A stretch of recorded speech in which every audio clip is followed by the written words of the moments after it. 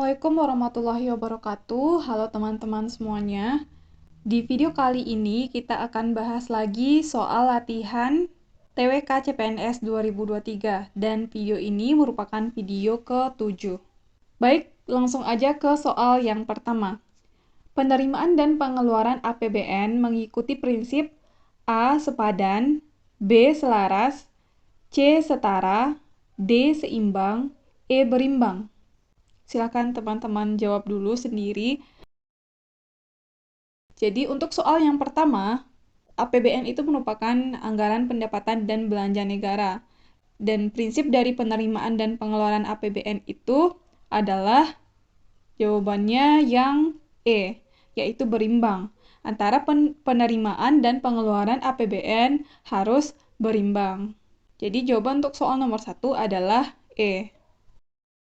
Lanjut soal nomor 2. Sidang BPU PKI pertama tanggal 29 Mei sampai 1 Juni 1945 berfokus pada perumusan A. Strategi perjuangan kemerdekaan, B. Dasar negara Indonesia, C. Teks proklamasi kemerdekaan, D. Sistem kenegaraan Indonesia, E. Visi dan misi Republik Indonesia. Silakan teman-teman jawab. Jadi pada sidang BPU PKI yang pertama pada tanggal 29 Mei sampai 1 Juni 1945 dibahas adalah perumusan yaitu B. Dasar Negara Indonesia. Lanjut soal yang ketiga.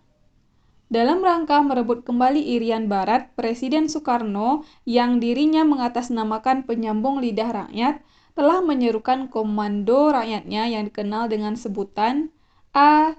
Dwi Komando Rakyat, B. Tri Komando Rakyat, C. Tri Tuntutan Rakyat, D. Komando Gabungan Rakyat, E. Komando Rakyat. Silakan teman-teman jawab.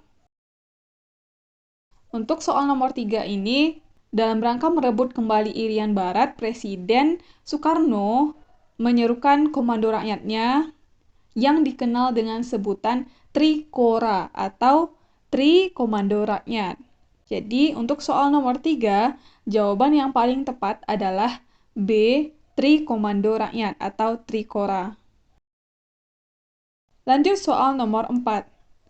Tujuan dilaksanakannya pemilihan umum atau pemilu pertama di Indonesia pada tahun 1955 adalah untuk A. Membuktikan Indonesia sebagai negara demokrasi, B. Memilih presiden dan wakil presiden, C. Memilih anggota DPR dan konstituante, D. Memilih anggota MPR, E. Menyalurkan aspirasi rakyat. Silakan teman-teman jawab pertanyaannya. Oke, dari soal ini kita tahu bahwa pemilu pertama diadakan di Indonesia pada tahun 1955. Dan dari soal ini pertanyaannya adalah apa tujuannya? Jadi tujuan dari pemilu tahun 1955 ini adalah jawaban yang C, yaitu memilih anggota DPR dan konstituante. Oke, lanjut ke soal yang kelima. Komponen utama dalam sistem pertahanan negara Republik Indonesia adalah A. Rakyat, B. Pemerintah, C. TNI dan Polri, D. Polri, E. Hansip. Silakan teman-teman jawab. Soal nomor 5 berkaitan dengan pasal 30 ayat 2 Undang-Undang Dasar 1945 yang bunyinya usaha pertahanan dan keamanan negara dilaksanakan melalui sistem pertahanan dan keamanan rakyat semesta oleh Tentara Nasional Indonesia dan Kepolisian Negara Republik Indonesia sebagai kekuatan utama dan rakyat sebagai kekuatan pendukung. Jadi dari pasal 30 ayat 2 ini, kita tahu bahwa Tentara Nasional Indonesia atau TNI dan Kepolisian Negara Republik Indonesia atau Polri merupakan kekuatan utama dari sistem pertahanan dan keamanan rakyat. Dan rakyat itu adalah sebagai kekuatan pendukung. Jadi, jawaban dari soal nomor 5 ini adalah karena yang ditanyakan komponen utama, maka jawabannya C, TNI dan Polri. Lanjut soal yang ke-6. Pihak yang berwenang dan bertanggung jawab atas pengerahan kekuatan Tentara Nasional Indonesia adalah A. Kepala Staf Angkatan, B. Panglima ABRI, C. Kodam, D. Menhankam, E. Presiden. Silakan teman-teman jawab. Jadi, untuk soal nomor 6, pihak yang berwenang dan bertanggung jawab atas pengerahan kekuatan TNI ini adalah E, yaitu Presiden. Lanjut soal nomor 7. Dalam memberikan amnesti dan abolisi, Presiden memperhatikan pertimbangan A. MPR, B. DPR, C. MA, D. DPA, E. Hakim Agung. Silakan teman-teman jawab. Soal nomor 7 ini berkaitan dengan pasal 14 ayat 2, yang bunyinya Presiden memberi amnesti dan abolisi dengan memperhatikan pertimbangan Dewan Perwakilan Rakyat. Jadi, amnesti itu merupakan pengampunan atau penghapusan hukuman yang diberikan oleh Presiden atau kepala negara kepada seseorang atau sekelompok orang yang telah melakukan tindak pidana tertentu.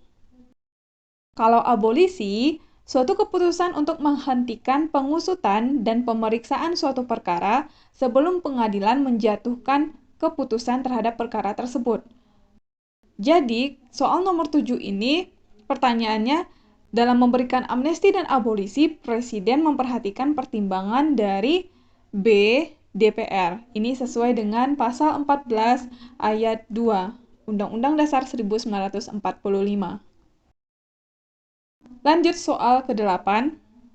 Berdasarkan Undang-Undang Dasar 1945 pasal 14 ayat 1 hasil amandemen, Presiden memberikan grasi dan rehabilitasi memperhatikan pertimbangan A. MPR, B. DPR, C. MA, D. DPA, E. Jaksa Agung. Silakan teman-teman jawab. Untuk pasal 14 ayat 1 bunyinya adalah Presiden memberi grasi dan rehabilitasi dengan memperhatikan pertimbangan Mahkamah Agung. Grasi itu adalah pengampunan berupa perubahan, peringanan, pengurangan, atau penghapusan pelaksanaan pidana kepada terpidana yang diberikan oleh Presiden.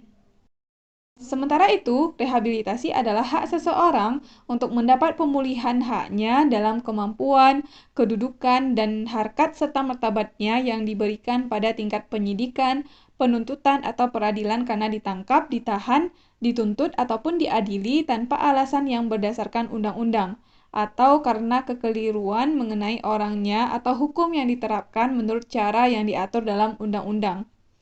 Jadi, berdasarkan soal nomor 8, maka Presiden memberikan grasi dan rehabilitasi dengan memperhatikan pertimbangan dari C. Mahkamah Agung. Lanjut soal yang ke-9.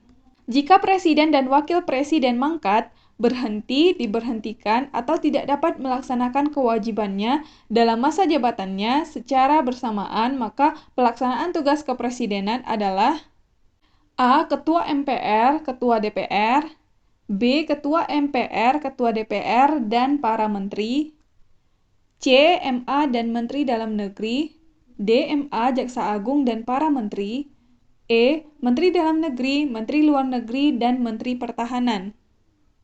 Silakan teman-teman jawab.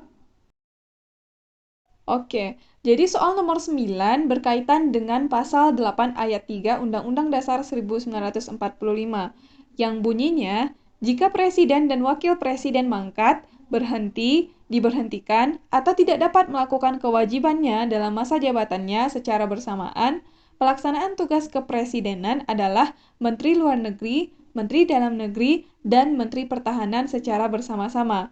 Selambat-lambatnya, 30 hari setelah itu, Majelis Permusyawaratan Rakyat menyelenggarakan sidang untuk memilih Presiden dan Wakil Presiden dari dua pasangan calon Presiden dan Wakil Presiden yang diusulkan oleh partai politik atau gabungan partai politik, yang pasangan calon Presiden dan Wakil Presidennya meraih suara terbanyak pertama dan kedua dalam pemilihan umum sebelumnya, sampai berakhir masa jabatannya.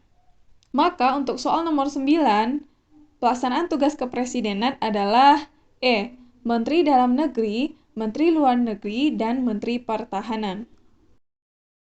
Lanjut soal nomor 10.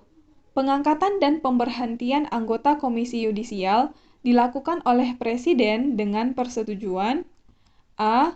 Mahkamah Agung, B. DPA, C. DPR, D. MPR, E. Hakim Agung. Silakan teman-teman jawab. Oke, jadi soal nomor 10 berkaitan dengan pasal 24B ayat 3 Undang-Undang Dasar 1945 yang bunyinya anggota yudisial diangkat dan diberhentikan oleh Presiden dengan persetujuan Dewan Perwakilan Rakyat. Jadi, soal nomor 10 jawabannya adalah C. DPR. Pengangkatan dan pemberhentian anggota Komisi Yudisial dilakukan oleh Presiden dengan persetujuan DPR. Oke, sekian video kali ini. Semoga video ini bermanfaat untuk teman-teman semuanya. Terima kasih udah nonton video ini, dan sampai ketemu lagi di video selanjutnya.